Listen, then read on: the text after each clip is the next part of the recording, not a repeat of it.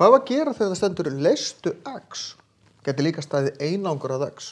Já, þegar ég er með tiltölulega hefðbundna jöfnu með einni óþekktri stærð sem x hérna, þá leysi ég jöfnuna. Það er að segja, ég gerir -2 báðum megin af því það er plús, þetta dettur út, 3x er jafnt á 12, deili með 3 báðum megin, x er jafnt á 4.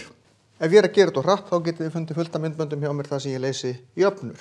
Hvað ef það er einhverjar tölur og margir bókstafir? Jú, ég vil enda eins, ég vil enda x er jafnt og. Og þá þarf ég að gera eitthvað, nota sömu reglur, hérna vil ég losna við b, plus b, því að þetta er 0.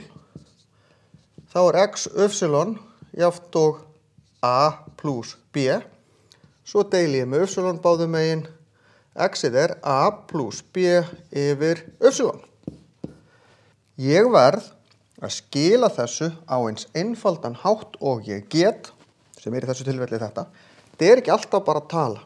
Heldur, triksið er leystu x, þá á þetta enda x er jafnt og draga eins mikið saman og hægt er.